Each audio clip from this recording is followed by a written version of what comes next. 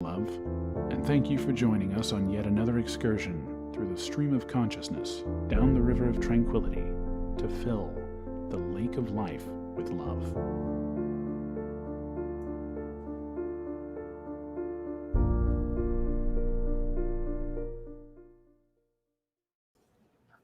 Thank you to the Friends of Love out there in the blogosphere or the worldosphere or wherever it is we're calling that these days. I think I've got an echo. Anyway, yes, I do. But I can solve that problem by doing that. Okay. I don't know what's playing. There's one of the things is playing. One of the many windows I have open is actually replaying our thing. Anyway, that's not a problem. We do kind of apologize. I just got here from our other show, my TV show recording, so I'm kind of discombobulated and still in a bit of political show mode. So I do apologize if I happen to slide into that a little bit, but I will do my best to avoid it. We do have a good show tonight. We're talking about the history of sexuality. I came across a video that we did link to, and it talked about the sexuality in the Middle Ages or the medieval times, I guess. Yes. And it was an interesting video. Did you get a chance to watch that one? I watched part of it. It was long. It wasn't that long. It was like half an hour. I know. I told you, 10 minutes at a time, you could have gotten through the thing. Well, one thing that really got me was sex was very permissive. They had prostitution was pretty abundant, but it was highly regulated, and they only had it in certain areas. And they had names of streets that you could go to that would describe what services they offered. So it kind of cut down on you could get what you wanted, in other words. Well, yeah, the name of your street was literally, you went to, Hooker Road because that's where the hookers were. That's why they named the street that way. So, it's quite literally. But, they didn't have advertisements. They didn't have the internet. They didn't have, so it's not like you could go off and, So, it kind of makes sense, I guess. Well, we have that today. We have brothels. But what's also interesting is that in many ways, they were far more open about sex than we are today. We think of ourselves as this open sexual society, but we're really not. Or at least not fundamentally any more or less than they were in the past. It's just a little different. Right? I mean... Well, there's nothing new under the sun. But they had no privacy in the medieval times. Unless you were... Oh, okay, yeah. Unless you were an upper-class family, not royalty, because royalty didn't have any privacy either. So unless you were that, step below privacy, that upper class, you didn't have privacy. But yet these still had managed to have, multi-generation homes with 10 children, in single-room houses. Somebody knows you're having sex. But this is also a time when you had communal bathrooms and communal showers and communal bathing. So, in a weird sense, it's like kind of today where, the human body, the naked human body didn't mean very much because we see it all the time. Boobs aren't a mystery anymore. A penis isn't a mystery anymore because you can see it anytime you want one. Want to see one, right? You just go on penis on your favorite search engine and you can see whatever you want. Plethora. Yeah.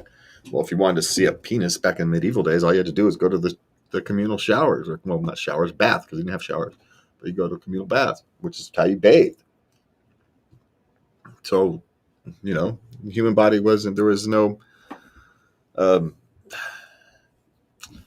there was no mystery to that type of thing.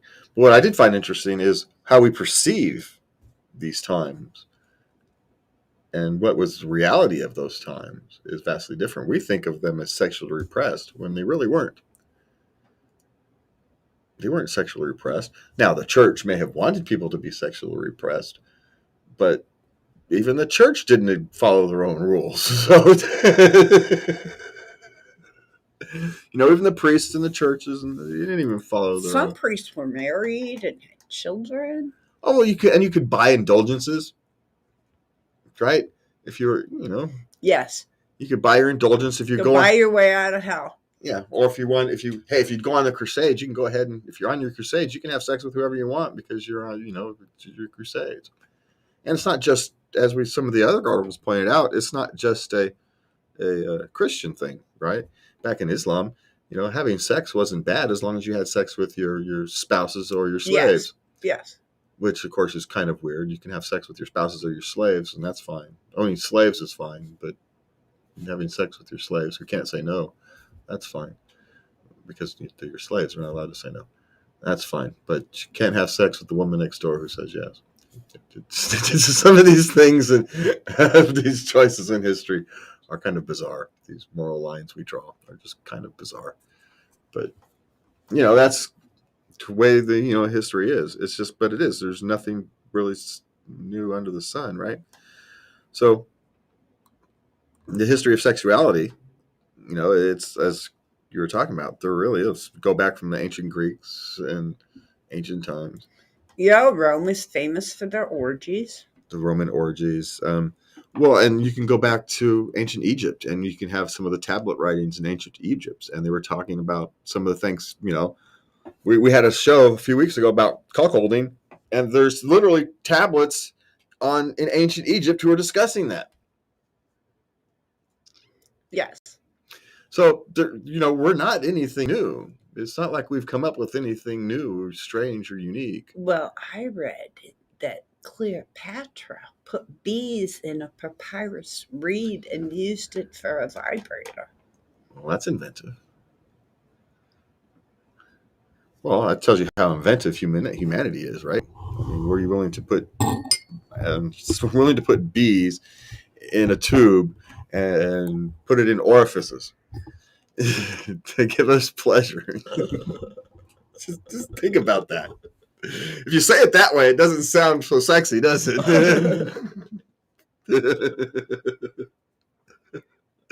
But we do all kinds of weird stuff, to get that moment of pleasure. Humans are weird, but we're no weirder today than we were 4,000 years ago. Clearly, we just think we are because we lose. One of the things in history you lose is you lose the color, you lose the flavor, right? You lose the context, and so all you get what's left is essentially what the powers that be, the people with the most resources. The people who can write things down and put it in a format that can stick around. Who can put it on a clay tablet. Usually that was the church. So it's the church, it's the leaders. But what we do have in places is you get places that have the writings and have the communications of average people. And when you get those, it tells a vastly different story from what history tells us. History tells us a very narrow story of history. What we learn in history, what we learn in school, what we learn in history books. But the real tapestry of history is there to be seen if we kind of scratch and look for it. But we don't want to. We are so obsessed with names and dates that we forget that the real story of history is the human story. And there's nothing more human than the goofy sexual natures of us and our attitudes towards sex and how those attitudes actually change and evolve over time and why. Social pressures. If you think about it, if you're in a small tribal environment and, creating the next generation is the difference between your tribe continuing and not, you're going to have a vastly different attitude towards sex than you will in, say, a modern era where procreation isn't really needed on an individual basis. Like in the modern world, whether you or I or somebody, an individual person has a baby is not relevant anymore. No, it's not. It's not relevant anymore. The human species is not in danger of going extinct if, Jane and John Doe decide not to have kids, right? But there was times in history where that wasn't the case. Your culture, even humanity could be at risk if people weren't procreating. Especially when you lose half your kids before birth, or before your first year, right? When half your kids died in toddlerhood, you have to keep reproducing. And so, how does nature get you to do that? Right? The answer is this tapestry of human sexuality. That's how nature gets you to do that. It's just an amazing thing when you think about it, what humans go through and what we do to engage in procreation, in procreational activities, shall we say. So it's just strange things we go through. And sure, at some point we engage in it because it's fun, but it didn't have to be fun. You look at other animals, not all animals, and you have, fun sex. Some do. But I don't know. Monkeys do. Most don't. Sex is just a thing. Hell, fish don't even have sex. One lays the eggs, another comes by and sperms them. So there's, it's the nature of the human sexuality, the nature of evolution, and how evolutionary forces impact our sexual desires, and how that impacts our cultural changes. It's the way these things interact. It's just amazing to me personally. It's fascinating. It is fascinating. And speaking of fascinating, there's lots of other fascinating things about this. As we talk about sex attitudes, but there are some. You love your list, so here you go: 13 historical facts that you didn't learn in school. There's some of these are kind of quite interesting, to be honest, especially from a woman's perspective. So I think because it's from Cosmo. So let's be honest. So what you got here? 13 historical facts? Yeah. Okay, let me get there. Okay. Okay, hold on. Okay. Okay, Egyptian women soak cotton in a mixture of fruit, honey, and dates as a do-it-yourself spermicide that they put in their vaginas. Again, the things we're willing to do. But birth control has been an issue for, as long as time, as far as we can go back, right? Whether you're using sheep intestines as condoms or homebrew spermicide. It's nothing new. Again, No. nothing new. It's just the things we'll stick up ourselves to. It's just amazing. So we can have a good time. It's just amazing. Hey, I'm not complaining. I'll do it too. I'm just saying. I'm just it's not like I'm throwing stones here. I'm just. Well, if you can imagine it, people in gerbils. Who would have thought of gerbils? Yeah. Anyway, poor gerbil. Think of the gerbil. Okay, so what else? Ancient Greeks going off to war gave their wives bread dildos or olisbocolikes to sate them while away. Okay. Bread? Well, hey, you guys can make yogurt. Well, women can make yogurt. Yes, I still cringe when I think about that article I read. This woman made her own yogurt out of her own vaginal excretions. Yes. Yeah, she made her own yogurt. Yeah, that was. So, I mean, hey. A little do-it-yourself. So what? I suppose, some sourdough bread. I suppose To the extreme. It's one version of sourdough bread. Okay, so what we got? Okay. Chinese men started using a bunch of crazy shit as cock rings during the Yin Dynasty. Plus, there are recorded instances of using goat eyelids with the eyelashes still intact for clitoral stimulation on their female partners. Apparently, in the 1600s, cock rings made of ivory and jade started appearing, and some of them even had dragons with forked tongues carved into kind of a proto-rabbit, if you will. Nothing new.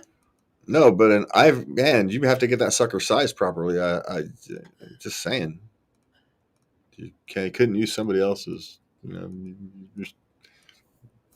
that's a personalized thing at that stage. Because it's not like there's no flexibility to those things. No, No. you have to have your own made. Yeah. Or did they make them and just have them available? And you have to go And you have to go size. you have to go try on your cock ring before you buy it. I'm not. Whew. And we thought having to go to the porno store to buy pornos were embarrassing, right? Jesus Christ. I know. Okay, so what else is there? In France, men were sometimes made to jerk off in front of a court of law in order to prove they could get it up. Performance anxiety much? Yeah, well, why did they need to prove it? Well, because remember, married. One of the reasons for annulment back in the day was inability to have children. So if as a man couldn't perform, he couldn't give the woman children, and so the church would annul a marriage.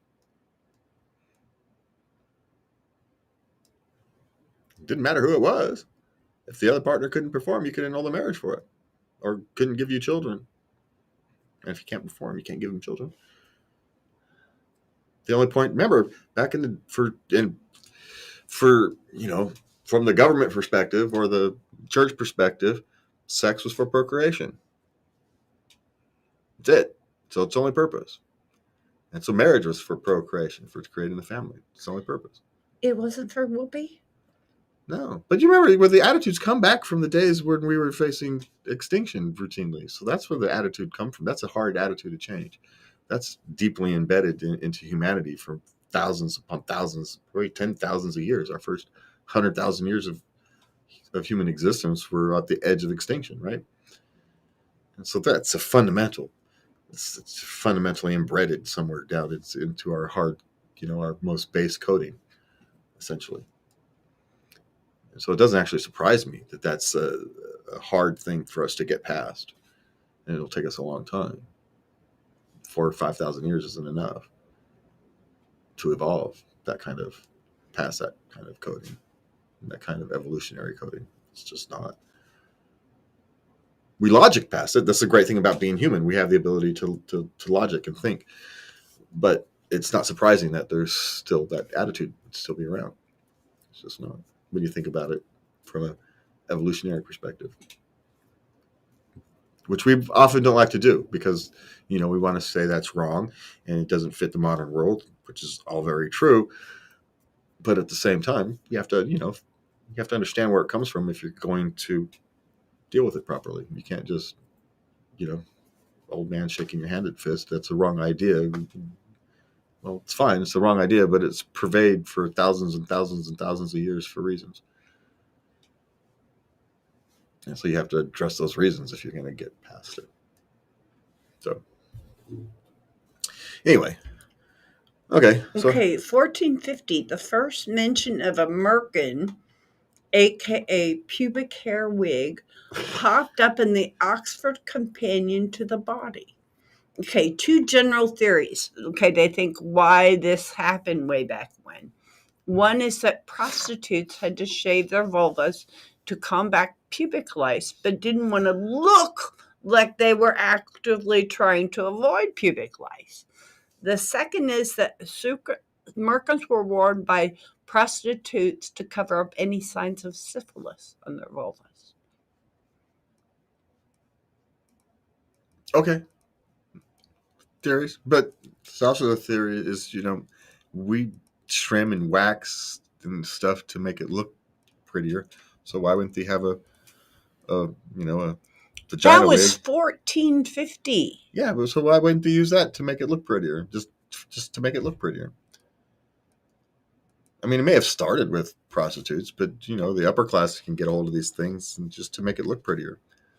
Topiary area. Okay. Trim the lady garden. Yeah.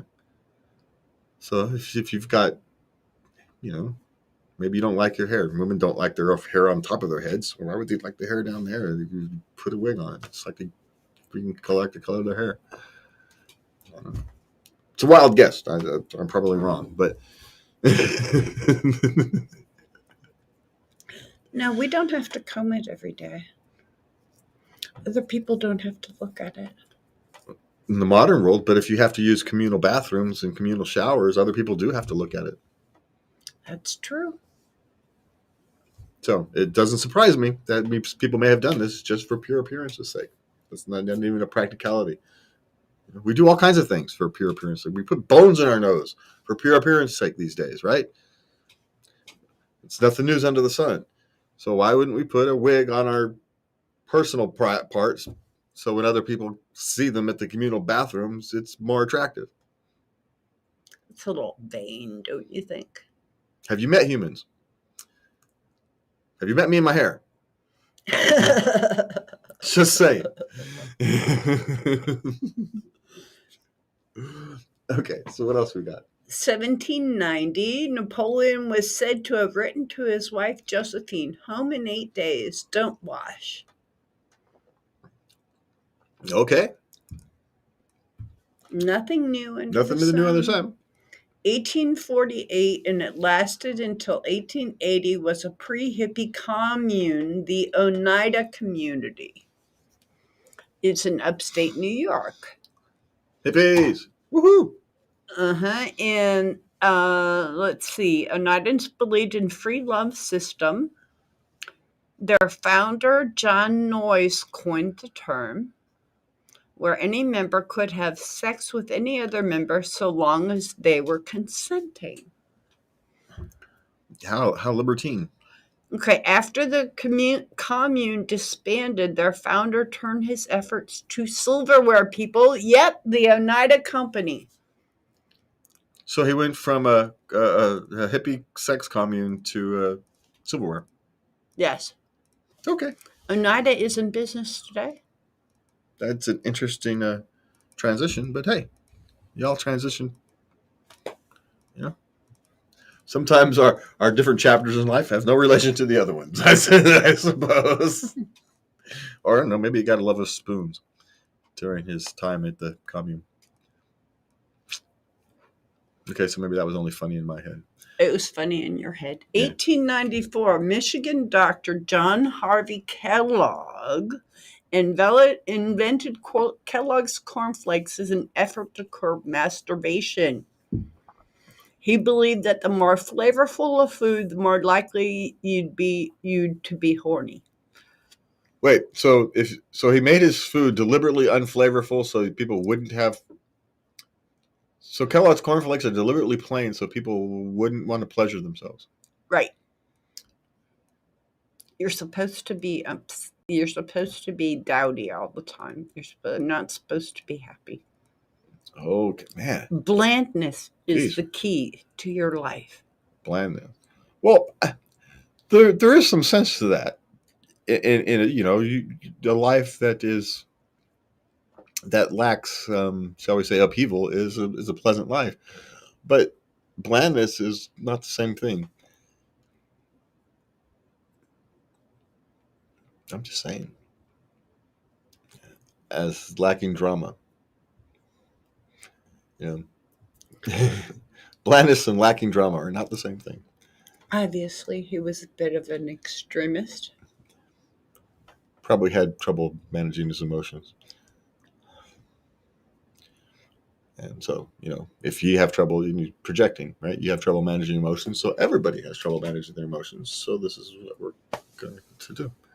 I think it says more about his own proclivities than anything else. Yeah, his own. Yeah, he's imposing his worldview, his perspective on the world. It's interesting, but strange. Okay, 1900s. Vibrators were invented in order to treat women with a disease called hysteria. The healing effects of vibrators were called hysterical paroxysms of relief. Orgasm is shorter.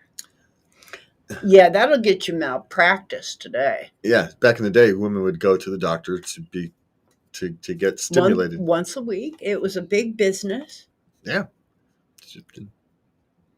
They used them in the insane asylums too.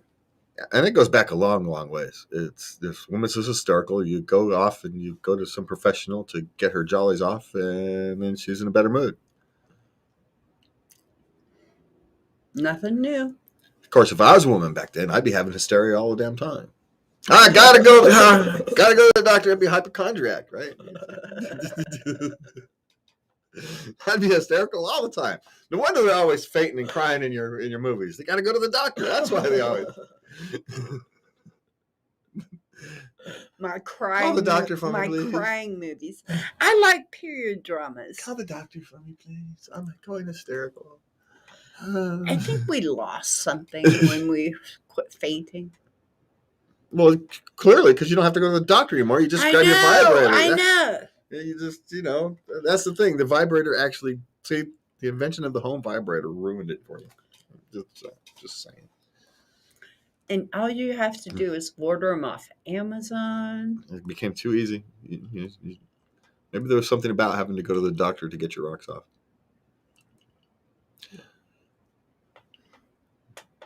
Because men have to go to hookers and prostitutes and the brothels. Women got to go to the doctor. It was all very sterile. I'm not sure which one is better, to be honest. And how many of those doctors were really doctors? Not just creepy perverts.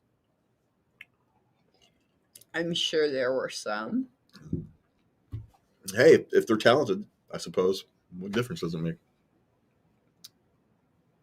If their customers were happy, their customers were happy. What do we care? But it's just strange, right? How the difference is. A man wanted to have to go to a hooker, and a woman would got to go to the doctor, and who is actually sexually repressed. See, I think we've all been sexually repressed, and not at the same time for most of human history. Because for most of human history, the average person can literally do what they want, and no one else cares, right? Because there's no one else around. If you're a farmer, for most of human history, despite what we think, most people did not live in cities. Most people lived out in the farms and the hinterlands and by themselves and in small communities. And what people don't see, people don't care.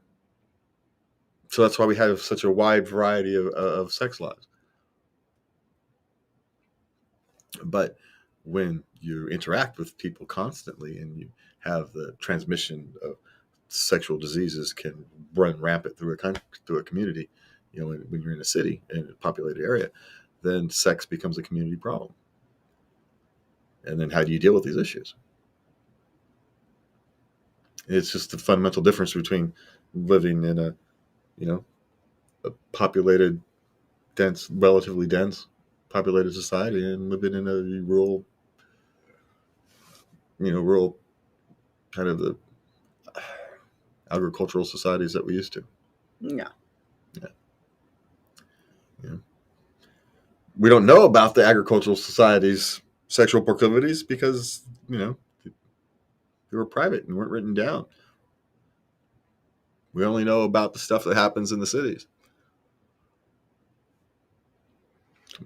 But the rural people were just as weird as the people in the cities. I'll guarantee it. We just don't know about it.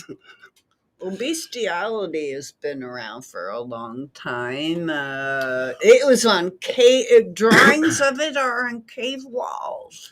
There's a Grand Tour episode where they're in Colombia, I think, and they're in the backwaters of Colombia, and the first young men's there, their first lover is often a donkey, because that's what they do. They're off with their donkeys, and in the hills. And they actually caught the guy. Jeremy Clarkson had this big, huge camera, with a big, huge lens, telephoto lens on it, and he saw something he didn't want to see. We all did. Yeah, we all see things. Yes, of course. So the rest of us have to see it too, because of course, if he sees it, all of us have to see it. But it's again, and it was perfectly normal. And so they went and asked the people in the village, and he says, "No, that's perfectly normal. For them, it's perfectly normal. For the rest of us, it's like, why, what?" But we're not off by ourselves for months upon months at a time as a cultural norm. We have human interaction. If your donkey is your only friend for most of your life,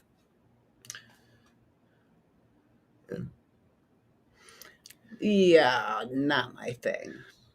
But we can't put ourselves in that spot.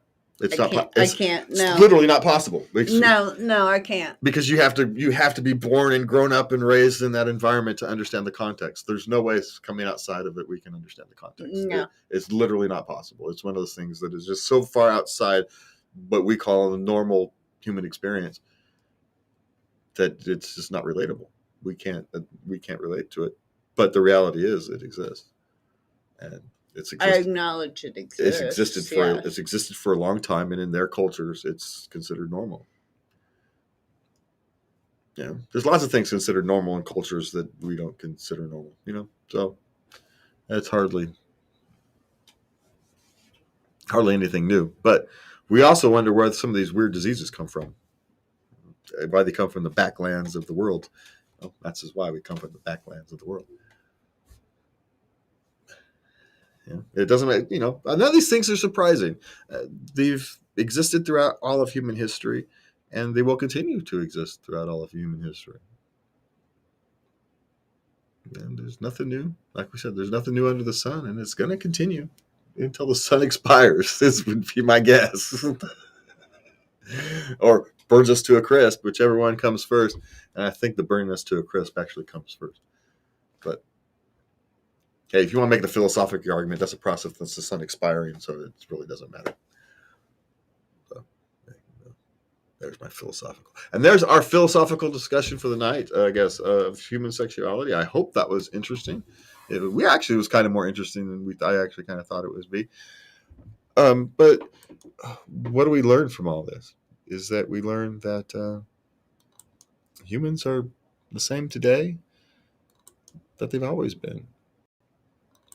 The desire to take care of our emotions, take care of our needs, physical, emotional needs, sexual, relationship needs. It's a long-standing human desire, and we've been fumbling around with it in the dark for thousands upon thousands upon thousands of years. So don't feel so bad about yourself that you're stumbling around in the dark.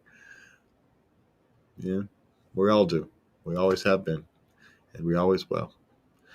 But we can solve part of that with some love. So please remember, you can find us at latenightLove.us. You can find all the show links there. You can send Lubby a Dear Lubby letter at love@latenightLove.us. And from me and Lubby, we want to thank you for joining us. And please remember to love everybody.